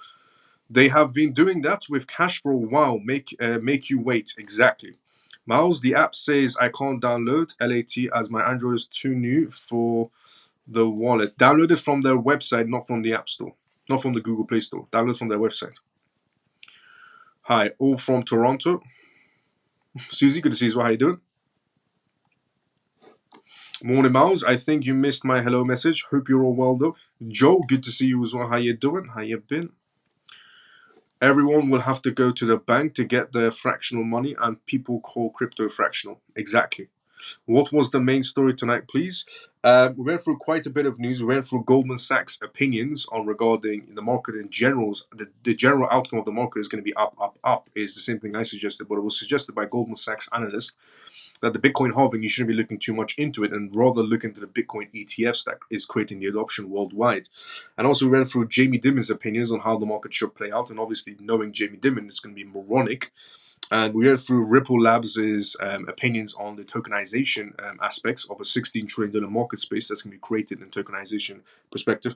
And we also went through the EU and the Bank of Germany and essentially a bank in Germany and MIT partnered together to show the whole world there's no privacy issues with a CBDC that's going to be introduced as a digital euro. And a few MIT students came out and said, there's no issues with CBDCs whatsoever. There's no control, there's no privacy issues, and everybody should go for CBDCs, is what a few MIT students said. So those are things we've covered so far on today's live show. And we did some Q&As as well. What is the cheapest network to transfer crypto? XRP is quite ridiculously cheap, yes. Too many people know nothing about CBDCs, and that includes staff at the banks. Yeah, the reason why people who work at banks, the staff that work at banks, know nothing about CBDCs is because they're all going to be replaced. And why should they know about CBDCs if they're going to be replaced? Essentially, why train someone to understand something that is not useful to you as a company? So companies will never go through the effort of training their bank staff. I mean, before, when you used to go to a bank, there was about 7 people working inside of a bank. There was not that much queues inside of a bank. Now, if you go to a bank, there's one person working behind a till and with 6 empty tills, and there's one person walking about. So the companies, first of all, they're firing a lot of people, but they're also not going to go through the effort of spending a lot of money training staff that are going to be replaced. So why teach them something and waste money when they're going to be replaced? I spent up before 7 a.m. in the morning every day. Lol. I smell manipulation. Gold and silver, I'll be only accepting friends from now on. Let's go. Has there been a settlement between Ripple Labs and SEC yet? No. Thank you, Miles. Lots of news then. Yep, let's go. The Bank of Artificial Intelligence. Pretty much. Miles, my wife is getting jealous of you as I am dedicated this time to you alone every night. Let's go. Funky brother. But yeah, I mean, there's a lot of situations, and as I've said previously, there's a lot of people, mentioning that some of their family members are thinking, for example, what Shelley said and what Yvonne said, and some other members inside the comment sections essentially said that their family members think they're going delulu for understanding what CBDCs is, essentially. But how you should be looking at it is, you're expanding your knowledge. You're expanding your knowledge, which is one of the best things you can do. And how you should also look at it is they're not expanding their knowledge. So your knowledge is here and theirs is there. And that's why they can't understand. In the simplest terms, your knowledge right now is here and theirs is there. And they can't understand you at all. It's like an adult talking to a child in terms of, working out a maths equation. It's just not possible for somebody with a young brain, essentially, comprehending what the adult's maths equation answer is. It's not possible. So, their studying level is here of understanding how the world operates in the simplest terms, and your knowledge is here.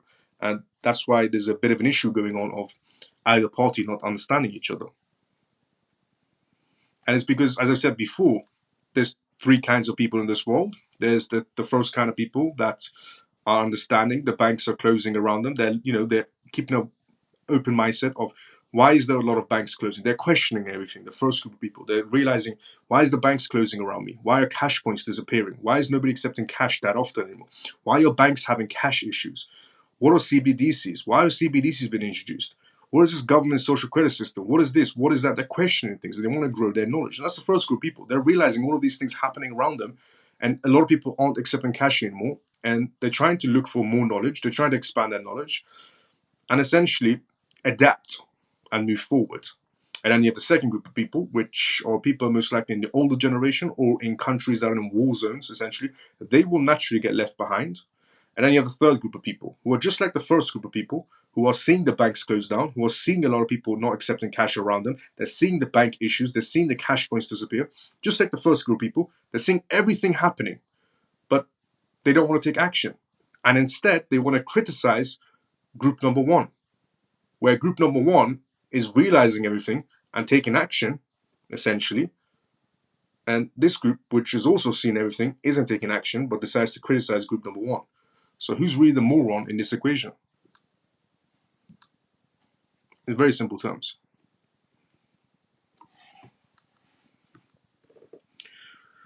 I have to move LAT from MEXC, and LAT is not listed on any other exchange and can't move it to Tangent either. So let me just tell it right. Chosen, download the app of LAT. Chosen, after this live show, I'll send you an app link that you can download directly. You don't need to download from the Google Play Store. You can download from LAT's own platform itself. I'm in Rome, and it's 2 a.m. and I am supposed to be on holiday right now. Let's go, funky brother. Dr. Shabi's daughter just has got 150 years in prison for releasing his secrets. Barbara O'Neill's book, Type 3 Diabetes and Alzheimer's. The food industry is a conclusion with medical industries to keep you sick. Pretty much, yeah. There's a lot of situations around the world, a lot of situations. But the CBDC one is going to be the biggest issue. It's going to restrict a lot of people. A lot of people. The more people wake up to it, the better it is. Now, just to go through something else as well. Digital assets mean disruptive change. This is quite interesting as well to go for, to understand this particular thing that I'm about to read out now. Digital assets mean disruptive change. Fact. Speaking at the Swiss National Bank's Towards the Future of Monetary Systems event in April, Bank of England Deputy Governor Sarah Breeden predicted two distinctive waves of benefits arriving because of tokenizations. First, she expects to see efficiency that broadly preserves the current structures of payments and settlements. But in the long term, for a second the screen froze.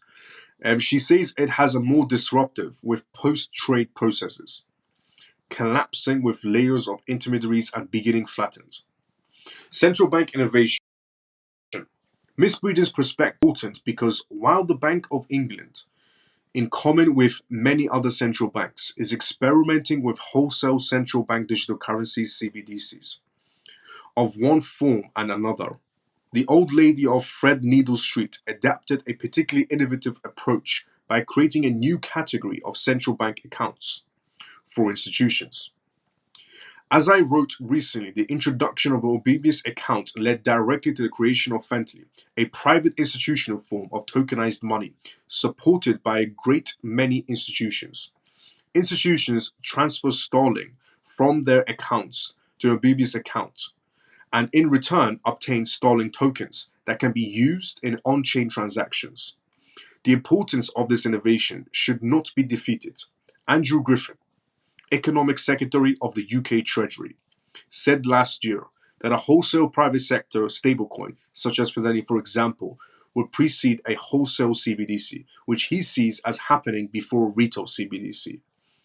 While the Governor of the Bank of England, Andrew Bailey, has said that he doesn't see the need for a wholesale CBDC at all, because the real-time gross settlement system, RTGS, used for interbanking payments already settles in central bank money, and frankly is always going to be faster than any other form of shared ledger. However, having the entirely separate infrastructure also means that trading can continue on various ledgers, even if the RTGS goes down, which it did. The banking system in the UK did go down once. It went down twice technically, as it does and it has happened now and then. Last August, the RTGS went down for 6 hours. The banking system inside the United Kingdom did go down for 6 hours, roughly, on August last year.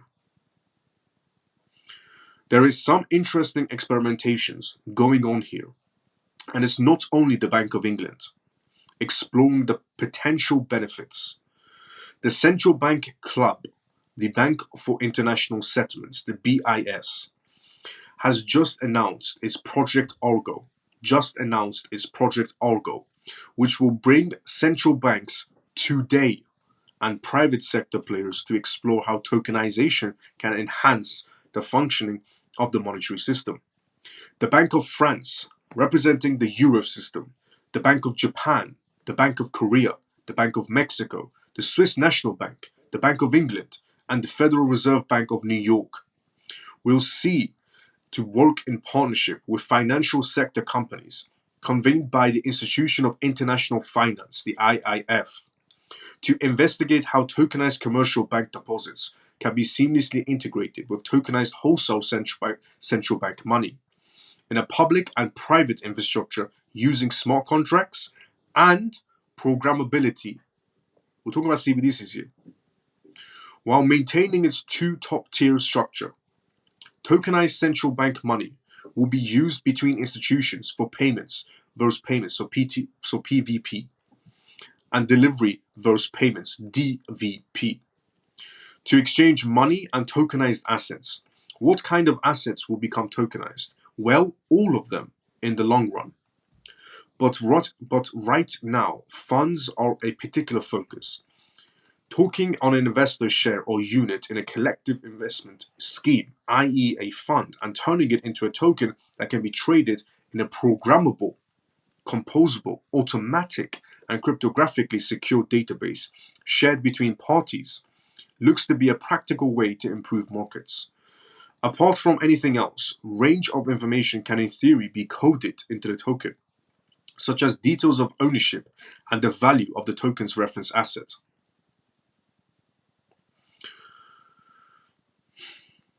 And that's from many banks, including the Bank of International Settlements, the Bank of Japan, the Bank of Korea, the Swiss Bank, the Bank of England, the Eurobank system, and the list goes on.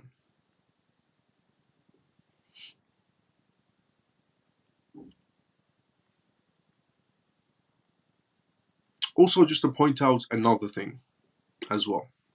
So I pointed out the Goldman Sachs analyst, which pretty much repeated my exact words. Now I want to give you something else regarding the Bitcoin halving as well. Bitcoin miners, so Bitcoin mining institutions, curtail exchange supplies prior to halving event. As we know, the Bitcoin halving is coming up tomorrow, most likely. Let's see. In the lead up to anticipated Bitcoin halving, a significant shift in the behavior of Bitcoin miners, Bitcoin mining institutions, has been observed. According to a report, the amount of Bitcoin being transferred to exchanges by Bitcoin mining institutions has dramatically dropped. So Bitcoin mining institutions are not pretty much sending their Bitcoins to exchanges. Now, historic data would show you that Bitcoin mining institutions would be selling off their Bitcoins going into a halving, because when they go through a halving, their rewards get halved and their electricity bills pretty much don't add up.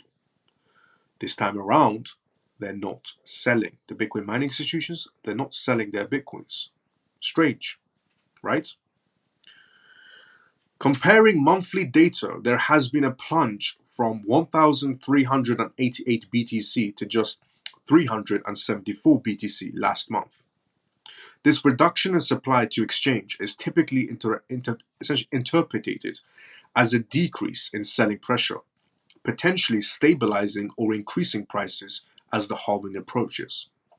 Market dynamics and miner strategies, Bitcoin mining strategies. The decrease in exchange flows comes during a time when the market is still recoiling from the 2020 bear influences that saw a notable dip in token prices. Adversely impact Bitcoin mining institutions. The forthcoming halving event is a crucial period that traditionally fosters a bullish sentiment in the market. Bitcoin mining institutions anticipating future gains might be retaining their mind Bitcoin to benefit from expected price surges post-halving.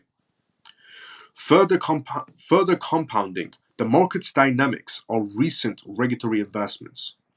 The approval of the spot Bitcoin ETFs has injected optimism, enabling Bitcoin miners to offload a part of their reserves to cover operational losses and invest in mining capabilities instead, which is true. The Bitcoin mining institutions typically would sell off their Bitcoins. This time around, because of Bitcoin ETFs that are expanding day by day and BlackRock breaking records on their Bitcoin ETF day by day, that's just BlackRock. Putting aside Fidelity, ARK Invest, and pretty much everybody else in the Bitcoin ETF space and any other jurisdiction that's just joined the Bitcoin space, ETF market space. But Bitcoin mining institutions are selling a very, very small amount of their Bitcoin, according to data that's coming in, and they're using the rest, they're using the money that they're selling their Bitcoins with to invest into more Bitcoin mining equipment.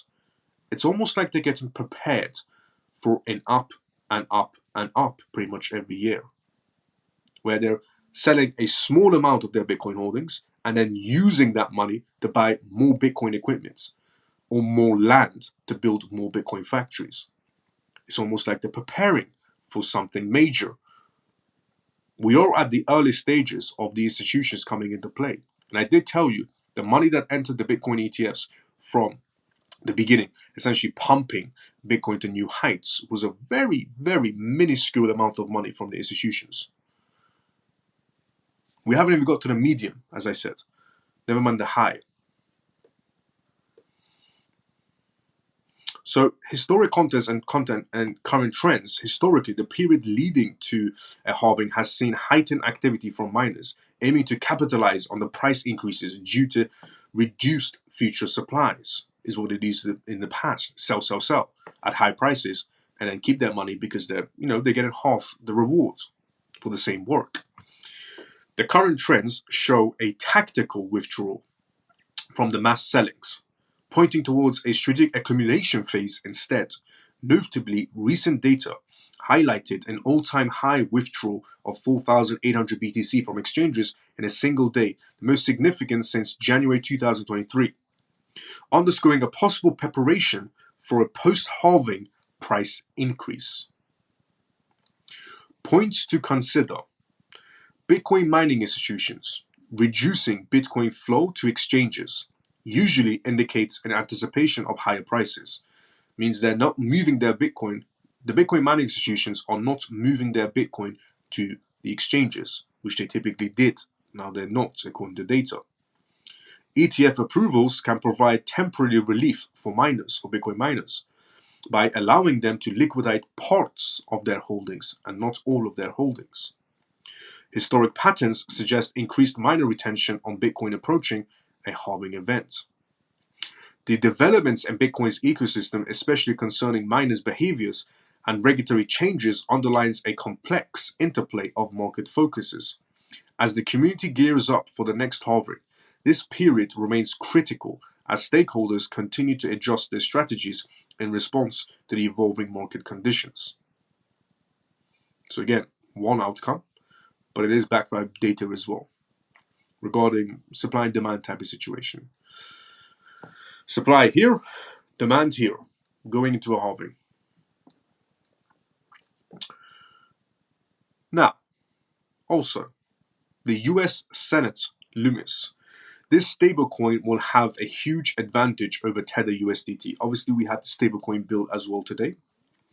Senator Cynthia Lummis, one of the authors of the latest US stablecoin bill, stated in a recent interview that USDC issuer Circle, Internet Financials, would have a distinct advantage over global stablecoin giant Tether USDT under US regulations. Senator Lummis argued that a US consumer who is not versed in the details of a specific stablecoin issuers may prefer companies that are overseen by US regulations instead. This is what she said. If it was me, I would choose Circle over Tether, is what Senator Lummis said, essentially. She would choose USDC over USDT because one is American and the other one is who knows what. The senator emphasized that the proposed legislation is largely aimed at cryptocurrency companies regulated by the United States. Now, just to put in perspective as well, a lot of people are cheering right now for this stablecoin bill, which they should be, because it was about time we get some regulations from the United States. But we are also in the year of regulations right now, and by that I mean the G20 summit that happened. So we're on the year of regulations. It was about time we get one of them coming out of the United States. And a lot of people are cheering right now and saying, well, this is great for USDC. Absolutely amazing. Because it means USDC is the chosen one and USDT isn't. But is it really? USDT is definitely not the chosen one. USDT, definitely not the chosen one. USDC, let's find out if it's the chosen one or not. So she goes on to say, essentially, she would choose USDC, essentially Circle, over Tether, is what she said. So you could say it seems to be like, Circle, USDC is the chosen one. She's saying she would rather choose USDC than USDT. But when you read on a bit more, the senator emphasized that the proposed legislation is largely aimed at cryptocurrency companies regulated by the United States. Key words here, regulated by the United States, the companies. If Tether chooses to stay offshore, that is business choice for them, Lumnis said. He added that essentially the company and its token USDT will likely come under control over regulators and will continue to operate beyond the US systems. But Lummis also acknowledged that existing stablecoins, leaders like Circle, would face major regulatory hurdles under the proposed bill. Circle would not be allowed to issue its own USDC as of today, essentially. The bill requires businesses that issue more than $10 billion in tokens to be state or federally regulated custodians. Regulated custodians, keyword again. She also went on to say, we're happy to go ahead and put this out there just to get the good feedback, Luminous said, describing the proposal as a very robust, stringent regulatory framework. Well, we know that Coinbase has technically no regulations because Coinbase is in a lawsuit. We know that Circle has no regulations because, well, they don't have regulations and no licensings. And we know for a fact that Circle produces their own tokens, prints their own money, essentially, just like USDT. Now, we know for a fact that Ripple Labs has partial regulations. Ripple has partial regulations, and it's going to get the rest of the regulations when this case is over, which is this year. So it's going to be the only project inside the United States that has full regulations once this case is finished, which is going to be this year. And they're coming out with a stablecoin, they said, latest this year, essentially. And regarding producing more tokens, for example, a lot of people don't know that technically the XRP ledger is under a subsidiary of Ripple Labs. Now, Ripple Labs did pay a fine a very long time ago. They paid a small fine a very long time ago and put a difference between them, essentially, between Ripple Labs and XRP. And the subsidiary that's owning the XRP ledger is named XRP2. Now, there's no confusion. There's no such thing as, two versions of XRP. There's only one version of XRP. But the subsidiary that owns the XRP ledger technically is called XRP2. Is what Ripple Labs did a long time ago when they paid a small fine. So they can't produce any more tokens. So they can't produce any more tokens in general. That's whatever's been built on the XRP ledger, essentially. They can print the initial tokens, but they can't print more. And if they want to print more, or are going to be printing a lot more than what the actual requirement is, which is $10 billion, they need to be regulated, which they're going to be. So, is she favoring USDC? Yes and no. Most likely no, because she does start off with, if I had to choose, I would choose Circle and not Tether, is what was said. But then when you read on, it goes on to say, well, Circle has to jump through hoops, and Circle's not regulated. So,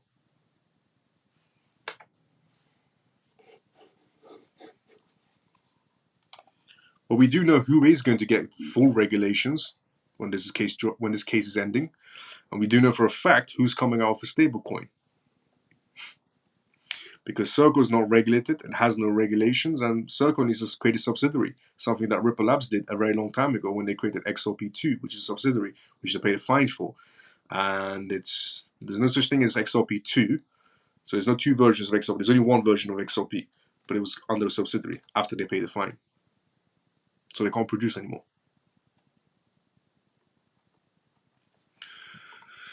Decentralized science is a good investment, though. Yeah, decentralized, very good investment. Let's go for the comment section as well. There we go. We were here. Get USDC, bro. So what's your predictions? Immediately after Big on Halving Miles. Two predictions. The two outcomes that I gave you previously as well. Either Nicholas, JP Morgan analyst outcome, or Eric, Bloomberg analyst outcome. And they're both pretty much my outcomes as well, but they're using their data and officials to back it up as well. Using data, essentially. Get USDC, bro. Is what he said. Bitmart takes LAT. Unfortunately, we don't get a treat at the end of it. Regarding CBDCs, yep. There's no sheep and goats, leaders or followers, losers and winners. People have to lose for you to win. Yeah, pretty much. All elaborate on pre-planned event miles. Let's go, Ian. Decentralized science is a good investment, though. Decentralized science? No. These are buzzwords that are being thrown around. DePIN and decentralized science and decentralized this. And they're just creating categories to empty your pockets even more. Focus on what really matters. projects that have genuine developments going on, genuine partnerships going on with institutions, and stop focusing on these categories of decentralized pins or decentralized science or decentralized this, decentralized medical services or whatever. They're all just categories on another way to empty your pockets with these some of these moronic crypto influencers coming out and promoting decentralized medical care or decentralized science and decentralized biochemicals and so on. They're just getting paid by random projects that are creating these high buzz key categories, which are all trash, utter trash. Another way to empty your pockets and to fill their pockets. Stick to what matters: legitimate projects with genuine contracts and genuine partnerships in place. And stay away from these random buzzwords. They're all just categories of way to empty your pockets. Demand increases, supply causes price increase, pretty much BTC. After the halving, they have to double or triple or 4 times the production to keep up with the new era demands. That's also true of facts. For my friend, is £1,000 enough? The right project's enough for him to do well? Yeah, I would say one project with £1,000. We go to 95% of all the internet is run on cable under the sea and not from the satellites, which is true as well. Yes, it is. Facts. Pures, XRP, XLM, ACH, Adder, they're good to go. The cost of mining a Bitcoin is going to be 100,000 plus. BlackRock owns one of the biggest Bitcoin mining companies through LLC corporations. Why? Why? The reason why, here's the best part as well. The reason why not only does BlackRock own a huge amount of Bitcoin, they're ramping up close to 16 billion now. They're at 15.5, 15.6 roughly on how much BTC they own, and they probably own a lot more now. But it's the biggest ETFs that's happened in history, essentially. BlackRock's ETF is, in terms of all types of ETFs, it's the best one that's produced in 3 months an outcome like this, regarding $15.6 billion worth of money entering the BlackRock ETFs. So not only is BlackRock growing day by day on owning BTC, but they're also a majority shareholder of the Bitcoin mining institutions. There are 5 humongous Bitcoin mining institutions that all used to be in China that moved over to the United States when Bitcoin was banned in China. And all these big mining institutions moved over to the United States. And guess who was, coming in and saying, well, we'll be a majority shareholder? BlackRock, Fidelity, and Vanguard. So not only are they trying to control essentially the supply of who owns the most amount of Bitcoins, but they're also trying to control the network of Bitcoin. So they're carrying both aspects, holding onto the Bitcoin and controlling the network because they're majority shareholders. So they're controlling the game from both sides, controlling the supply of what they're holding and increasing day by day, and controlling the network. They're controlling both outcomes of this massive game, essentially, was what it is. Financial game.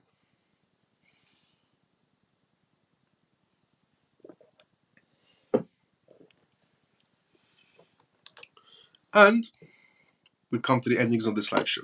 So, if you are watching this live show for the first time ever, and you enjoyed this live show, you can join in every single night on this live show. Regulated by the NSA. You can join into this live show every single night. It's called the CMF Live Show. We talk about what's happening around the world. We talk about how the world is shifting into a digital era. So recent news, and we do Q&As as well, which means if you have a question, put it down in the comment sections. I'll be more than happy to answer any questions you may have. This live show is always live on YouTube and X at the exact same time, at around 11:25 p.m. every single night. They want their piece of the pie, Miles? Yep. Not only a piece, but they want the pie. They want the whole pie. So, if you've been enjoying this live show, drop a follow, drop a like. If you're watching this on X, you enjoyed it, follow me on X, tune into this live show every single night. If you're watching this on YouTube, subscribe to me on YouTube and tune in every single night. And, new members are always welcome. And don't worry, I don't promote anything. And I always believe that education needs to remain free. It's my motto, essentially, is education needs to always remain free. So I never charge you money for anything at all. It's always free source, whatever I provide, completely free source. And we also do have a Telegram group as well called the Crypto Miles Family, which anybody's more than welcome to join. It's an amazing place to be in. Again, it's free of source. Amazing place to be, and we have people from all around the world, different backgrounds, different jobs, and they're all inside this Telegram group. And they're all adults, so it's not a toxic environment. Everybody's very respectful. So definitely join the Telegram group as well.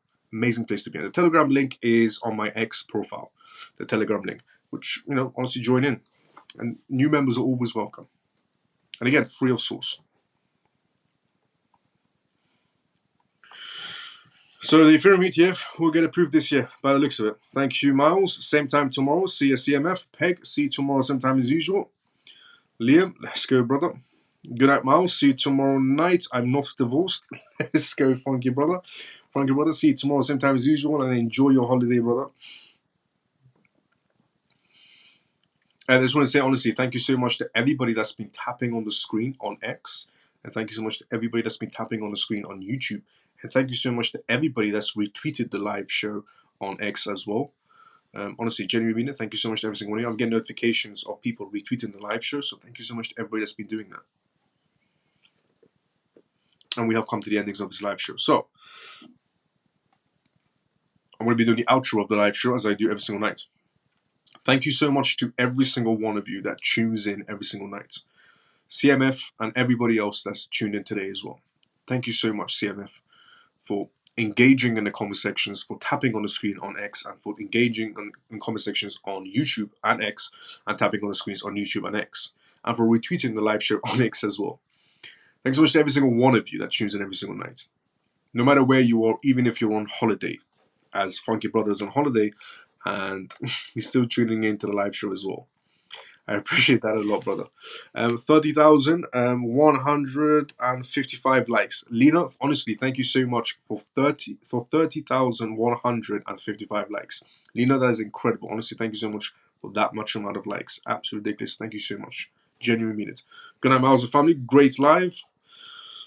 Have a good one. Let's go, Ian. Ian, see you tomorrow sometime as usual. Thank you, Miles. Susie, see you tomorrow sometime as usual. Happy Pisces, see you tomorrow sometime as usual as well. Good night, Miles and all CMF. You are amazing. Let's go, Emon. Emon, see you tomorrow, brother, same time as usual. Thank you so much for the kind words as well. You too, brother. Miles, where can I see what BlackRock holds? Want to know how many XRPs they hold. They have public records on their portfolios. You skipped my question, but anyways, thanks as always. See you tomorrow. Solomon, I'm so sorry. Sometimes it's not me skipping questions. I never skip questions.